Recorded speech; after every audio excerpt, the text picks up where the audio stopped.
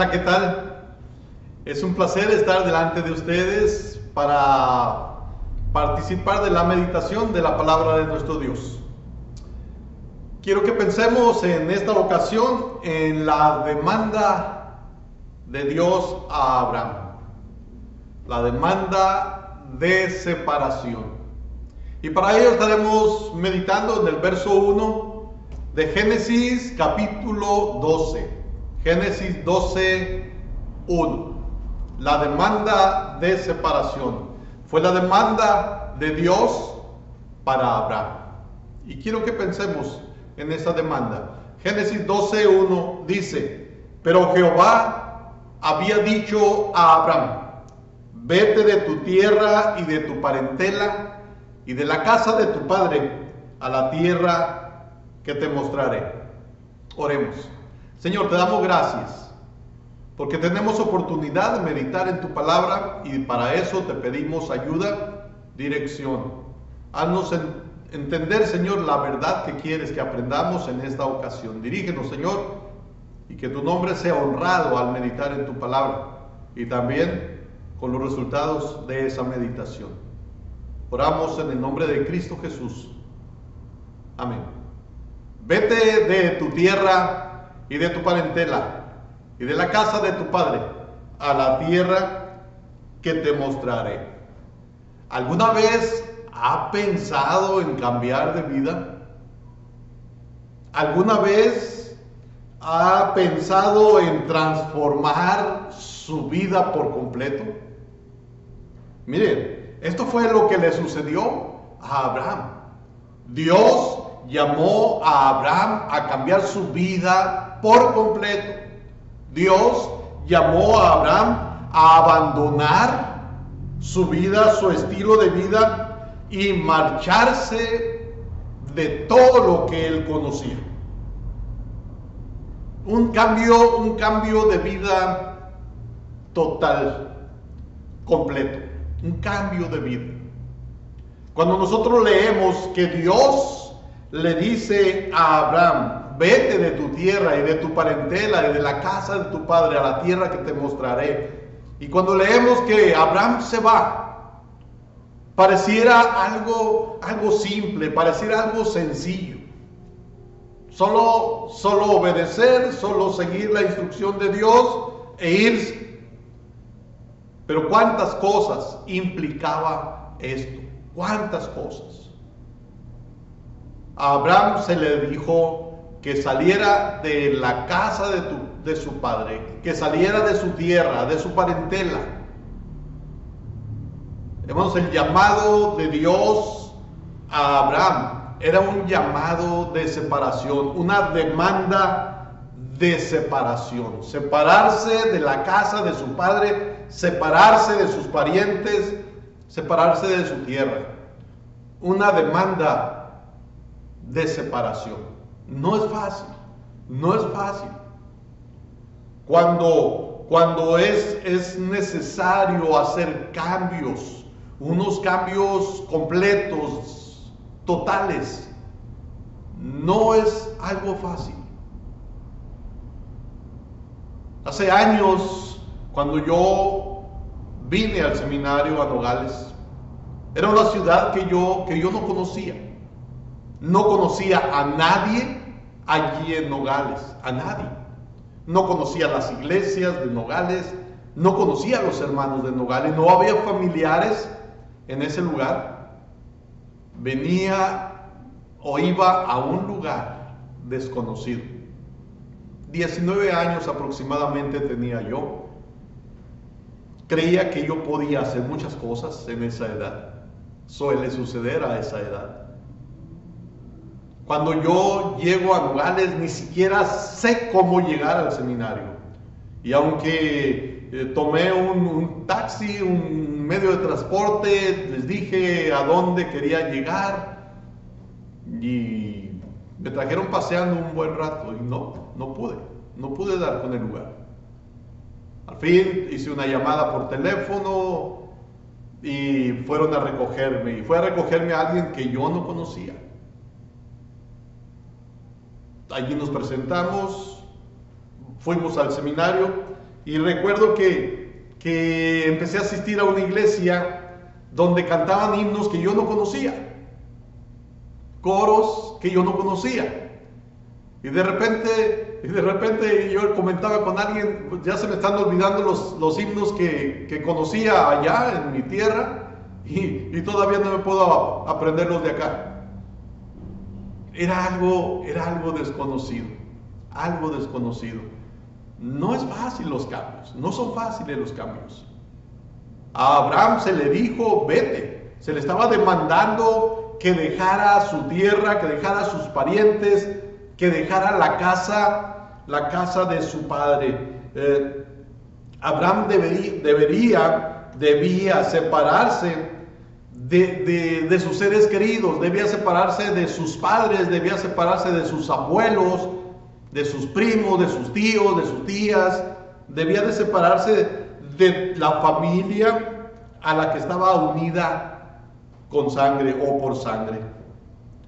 La mayoría de las personas tenemos lazos íntimos con personas, con algunas personas, y con parientes, con miembros de familia, y cuando hay separación siempre se experimenta cierto dolor, cierto vacío al haber la separación. La familia regularmente proporciona afecto, proporciona cariño, proporciona seguridad, proporciona apoyo, proporciona responsabilidad, capacitación, seguridad. Ahora a Abraham se le dice que deje sus parientes, que deje su familia. Debió haber sido algo muy difícil para abandonar, para separarse para siempre de sus seres queridos. Dios le pide, le demanda eso a Abraham. Exactamente, Dios le exigió, Dios le mandó a Abraham que se separara de sus familiares, de su parentela, de la casa de su padre. ¿Por qué Dios le está pidiendo esto a Abraham? ¿Por qué tenía que abandonar a su familia? Ya preguntaba yo en otra ocasión que no podía él servirle a Dios ahí junto a sus familiares. No podía él quedarse allí en su casa y allí servir a Dios. No podía.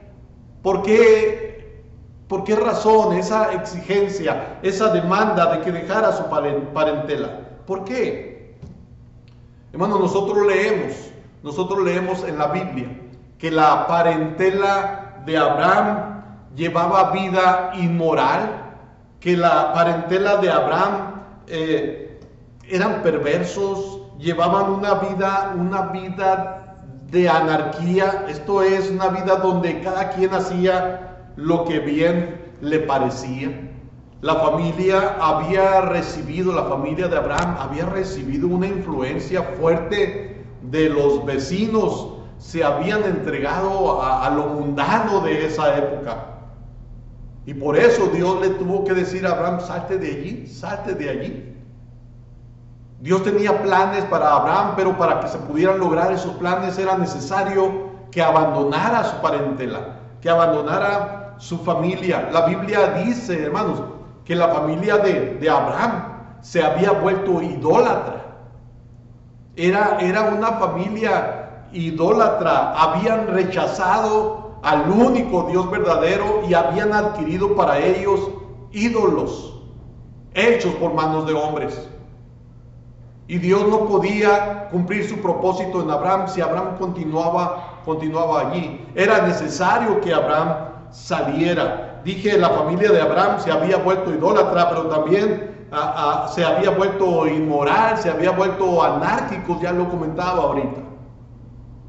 Hacían lo que bien les parecía. Vivían de una manera que era según sus deseos, según sus designios, según su manera de pensar, y no como Dios quería. Entonces Dios tiene planes para Abraham, pero para cumplir con esos planes Dios le tuvo que decir, salte de tu tierra, de tu parentela. Tenía que abandonar, tenía que separarse de su familia, tenía que dejar a sus seres queridos. Por eso Dios llamó a Abraham a alejarse de su vida vieja y empezar una nueva vida.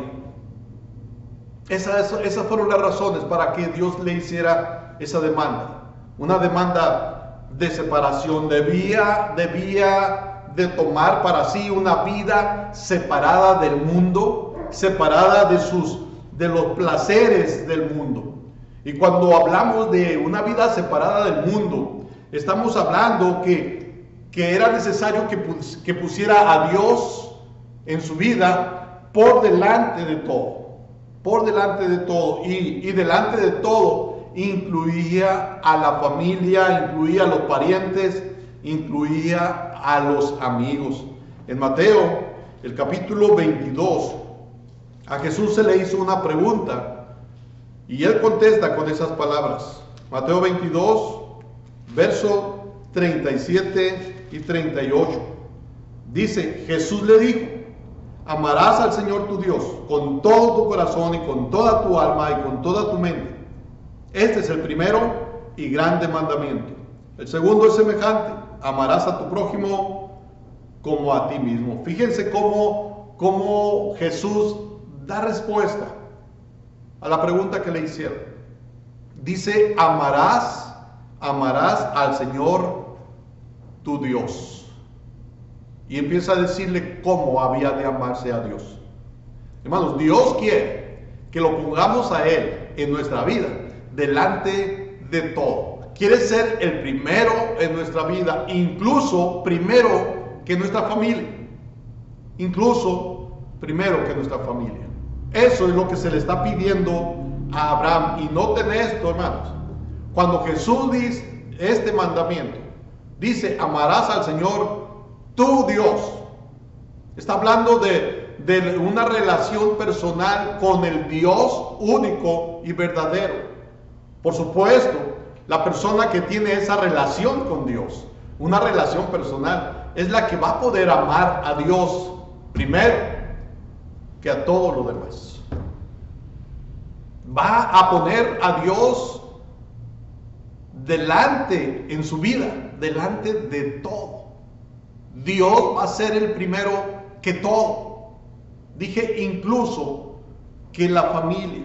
Lo que nosotros adoramos es a un Dios personal, a un Dios vivo, a quien pertenecemos, aquel Dios que nos pertenece, aquel Dios que nos salvó y que nos sigue salvándonos en el presente. Dice, amarás al Señor tu Dios. Los judíos, los hebreos, citan continuamente un pasaje de Deuteronomio capítulo 6. Deuteronomio capítulo 6 es algo que se le enseñaba a los hijos y es algo que los hijos repetían. Deuteronomio capítulo 6, versos 4 al 6. Allí está lo que se conoce como el Shema de Israel. Y es lo que estaba citando Jesús acá en el Nuevo Testamento. Y dice, oye Israel, Jehová nuestro Dios, Jehová uno es. Y amarás a Jehová tu Dios de todo tu corazón y de toda tu alma y con todas tus fuerzas. Jesús citó el Shema de Israel. Aunque Jesús hace un cambio, aquí en el Antiguo Testamento hablaba de las fuerzas. Pero acá en el Nuevo Testamento Jesús dice con toda tu mente. Y allí hay algo de consuelo para los que no tienen fuerzas. Porque dice que amarás al Señor tu Dios con todas tus fuerzas. Alguien puede decir, pues no lo puedo amar muy fuerte o mucho porque no tengo fuerzas. Pero Jesús dice también que se puede amar a Dios con la mente. Puede haber una persona que físicamente no tiene mucha fuerza, pero usa su mente. Lo que nos está diciendo con esto es que Dios debe ocupar el primer lugar, no solo en nuestro físico, sino también en nuestra mente, en nuestro espíritu, en nuestra alma, en todo lo que nosotros somos. Dios Cuando le dice a Abraham, salte de tu tierra, de tu casa, de tu parentela, de la casa de tu padre, le está diciendo, quiero que me pongas a mí en primer lugar. Quiero que en tu vida yo esté delante de todos. Eso es lo que está diciendo Dios a Abraham. Dios quiere, y lo repite en el Nuevo Testamento, Dios quiere que le amemos. Y dice con todo nuestro corazón. Dice el verso 37 de Mateo 22. Amarás al Señor tu Dios con todo tu corazón, con toda tu alma y con toda tu mente. Yo entiendo esto. Nuestra relación con Dios no es para gente tibia. ¿Se acuerdan que la Biblia habla de cuando Jesús les dice a algunos, por cuanto eres tibio y no frío ni caliente, te vomitaré de mi boca? Yo entiendo. Solo la persona que está en verdad consagrada a Dios va a poner a Dios en primer lugar. Los tibios no tienen lugar en esto. Dios le dice a Abraham que salga de su casa, que salga de su tierra, que salga de su parentela, porque quiere ser el primero en la vida de Abraham. Y otro pasaje, miren lo que dice Mateo capítulo 10, verso 37, palabras del Señor Jesús. Dice, el que ama a padre o madre más que a mí, no es digno de mí. El que ama a hijo o hija más que a mí, no es digno de mí. Algo que de repente no se entiende. Cuando dice el que ama más, de repente causa extrañeza. Pero cuando se lee más que a mí, entonces se entiende. Hermano, Jesús no está diciendo que no hemos de amar a nuestra familia, que no hemos de amar a nuestros padres. No está diciendo eso. No está diciendo que no hemos de amar a nuestros hijos, a nuestras hijas. No está diciendo eso. Pero sí enseña que Él quiere ser primero en nuestra vida. La Biblia nos enseña que el cristiano ha de amar a su familia, a su esposa, a sus hijos, que ha de proveer lo que necesitan. La Biblia nos dice o nos enseña que el que está dedicado a Dios, es una persona que tiene cuidado de los suyos. La persona que en verdad está viviendo como Dios quiere, va a ser una persona que atiende a los suyos. No enseña la Biblia otra cosa. Lo que está diciendo aquí en este pasaje es que Jesús quiere ser el primero. El que ama más a padre o madre que a mí, no es digno de mí. El que ama más a hijo o hija que a mí, no es digno de mí. Jesús quiere ser el primero en tu vida. Esa es la demanda de Jesús. Dije, no significa que hay que desatender a los padres o a los hijos. No. Antes la Biblia nos enseña que hemos de atenderlos, que hemos de honrar a los padres, que debemos proveer para la familia. Pero Jesús quiere ser el primero en nuestra vida. Si alguien a quien amamos se opone a Dios, se opone a Cristo Jesús, allí es donde mostramos nosotros a quién amamos más, a Cristo Jesús o a esa familia que se opone a Cristo Jesús. Hace años, yo tenía poco tiempo de cristiano y recuerdo que fui a visitar a unos familiares y muy de la religión popular, muy religiosos. Y era Semana Santa, celebraban esos ritos que se celebran muchas veces en Semana Santa. Y recuerdo que el domingo de resurrección yo me iba a bautizar. Estábamos en otra ciudad que no era la mía, haciendo esa visita. Y cuando yo dije que era cristiano, a mí me dijeron, si alguien viene a hablarnos de otra religión, lo saco a palos. Bueno, yo ya había dicho que era cristiano. Cuando yo dije, me voy a ir el sábado, porque mañana me bautizo, hubo una molestia. Y lloraban que no me fuera, que no me fuera, que no me fuera. Y me fui. La Biblia nos dice que Dios quiere ser el primero en nuestra vida. Y esto significa que si hay algo o hay alguien que se opone a Dios, que se opone a Cristo Jesús, debemos de ponerle en segundo lugar. Y Dios debe ser el primero. Eso es a lo que se refiere Jesús cuando dice, si alguno ama a padre o madre más que a mí, no es digno de mí. A eso se refiere. Hemos de seguir el consejo de Dios, hemos de seguir el consejo de Cristo Jesús primero que el consejo de cualquier persona. Dios quiere ser el primero en nuestra vida. Si alguien a quien yo amo se opone a la voluntad de Dios, a los proyectos del Señor y me convence haciendo lo que ellos quieren, estoy amando más a esa persona que a Cristo Jesús. Estoy amándola más. Muchas veces, ¿se acuerdan cuando aquel hombre le dijo a Jesús, Señor, espera que entierre a mi padre y entonces te voy a seguir? Muchas veces hay padres que dicen, espera, cuando me muera, entonces te vas a servir. Cuando me muera, entonces haces esto para Dios. Y quien cede a eso, está mostrando a quien ama más. A quien ama más.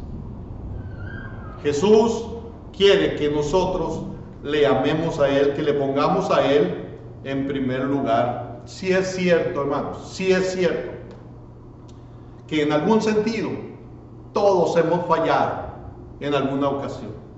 En algún sentido todos hemos fallado porque en algún momento antepusimos a personas o cosas a Dios. A veces fallamos porque valoramos más algunas cosas y algunas personas que a Dios, que a Jesús. Pero gracias a Dios también que en otras ocasiones lo hemos amado más a Él que a las cosas y aún que a las personas. El cristianismo consiste en irnos moviendo progresivamente hasta llegar a hacer de una manera completa la voluntad de Dios en todas nuestras áreas de conducta. Esto es algo que el Señor quiere de nosotros. Hermanos, cuando Dios le dice a Abraham, vete de tu tierra y de tu parentela y de la casa de tu padre a la tierra que te mostraré, le está exigiendo que lo ponga a él, a Dios, en su vida, delante de los miembros de su familia. Y cuando Jesús dice, si alguno ama a padre o madre más que a mí, no es digno de mí, lo que está diciendo es que Él exige que lo pongamos a Él delante de nuestra vida, delante de los miembros de nuestra familia. Miren lo que dice el Salmo 73. Asaf es el que escribe este salmo. En el Salmo 73, 25, Asaf escribe una pregunta: ¿a quién tengo yo en los cielos sino a ti? Y luego dice: y fuera de ti nada deseo en la tierra. Fuera de ti nada deseo en la tierra. Para este hombre solo había alguien que llenaba su ser, Solo había alguien a quien le ofrecía su amor y su interés. Solo había alguien. Y no era una persona aquí en la tierra. Nada deseo fuera de ti en la tierra. ¿A quién tengo yo en los cielos? Sino a ti. Y nada deseo, o no deseo a nadie aquí en la tierra. Hermanos, este hombre había puesto a Dios como su principal interés. Había puesto a Dios como a quien él estaba dando todo su amor.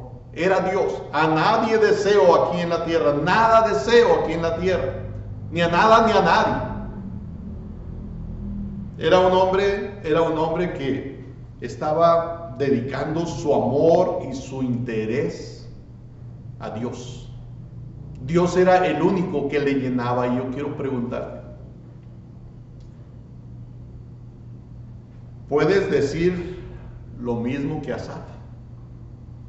Nada deseo o a nadie deseo aquí en la tierra. Fuera de ti nada deseo, refiriéndose a Dios. Puedes decirlo. No te apresures a contestar. Piensa. ¿A quién estás sirviendo? Piensa a quién le dedicas tu tiempo. Piénsalo bien. Trata de responder si Dios es tu más grande deseo. Trata de responder si es a Dios a quien tratas de agradar, de obedecer. Fuera de ti, nada deseo en la tierra. Si no concluyes que amas más a Dios que a otras cosas y a otras personas, entonces tienes un corazón idólatra. Y hace un momento yo dije, Abraham tenía que salirse de su tierra porque sus familiares se habían vuelto idólatras. ¿Y qué es un ídolo? Un ídolo es una cosa o una persona que ocupa el lugar de Dios. Un ídolo es una cosa o una persona que ocupa el lugar de Dios. Y lastimosamente, como humanos, al romance lo hemos puesto primero que a Dios. Muchas veces. No es malo que la pareja se ame. Es algo que debe de ser. Al hombre se le dice que ame a su mujer. No en sí, el romance en la pareja es algo bueno. El amor del hombre para con su mujer es algo bueno.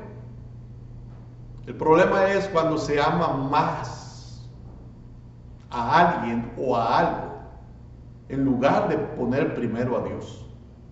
Ese es el problema.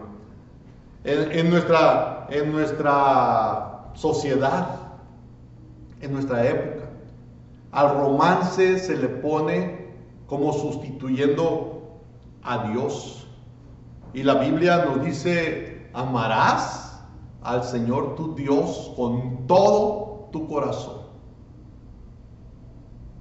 O sea, no debería de haber algo o alguien más que ocupe el lugar de Dios. La idolatría trae consecuencias. Y cuando una persona tiene como ídolo a otra persona, produce ceguera, produce esclavitud, produce sordera. ¿Por qué digo esto? Porque de repente no vemos cómo estamos atados a esa persona. Nos volvemos esclavos. No escuchamos razones. Si alguien tiene un altar donde el romance es quien reina, ese ídolo controla sus ojos, controla su mente, controla su lengua, controla su corazón. Y alguien dijo, lo que nos controla, ese es el Señor. O sea, lo que nos esté controlando es nuestro Señor. Nosotros no nos controlamos a nosotros mismos, somos controlados por algo o por alguien en nuestra vida. Por eso, cuando Dios le dice a Abraham, salte de tu tierra y de tu parentela y de la casa de tu padre, es porque su pueblo, su familia se había vuelto idólatra y Dios no quería que Abraham se convirtiera en algo semejante. La idolatría moderna muchas veces no tiene que ver con madera, no tiene que ver con figuras de yeso, muchas veces no tiene que ver con figuras de metales, pero tiene que ver con nuestro corazón muchas veces. Los ídolos más dañinos están dentro de nosotros, no están afuera, aunque algunos los tienen allá afuera también.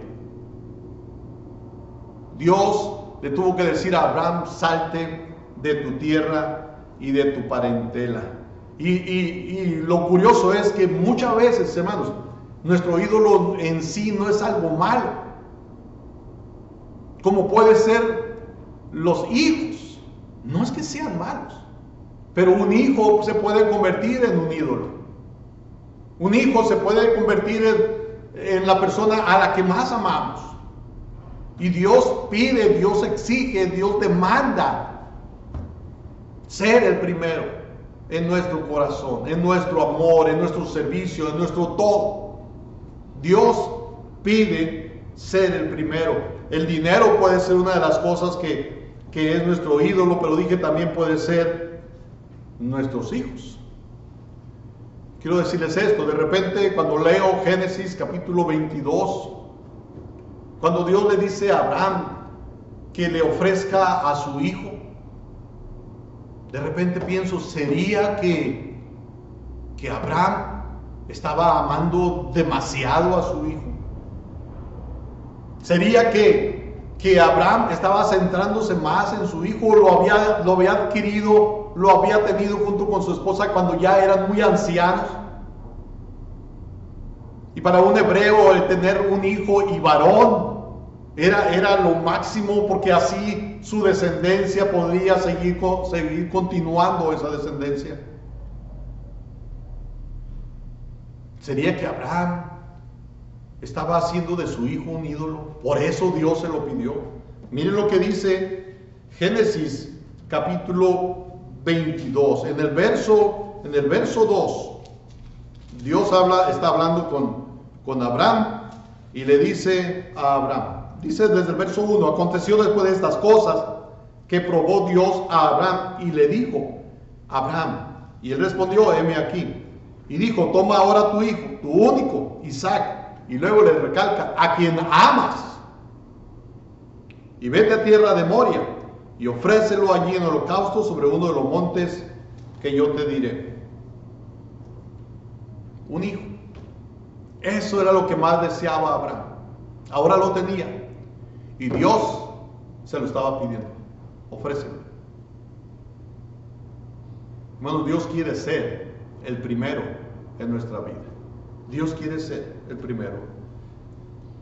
¿Estaría el corazón de Abraham dividido entre Dios y su hijo? ¿O a quién le pertenecía su corazón? ¿A Dios o a su hijo? Y viene la prueba. Se tenía que ver quién era el primero.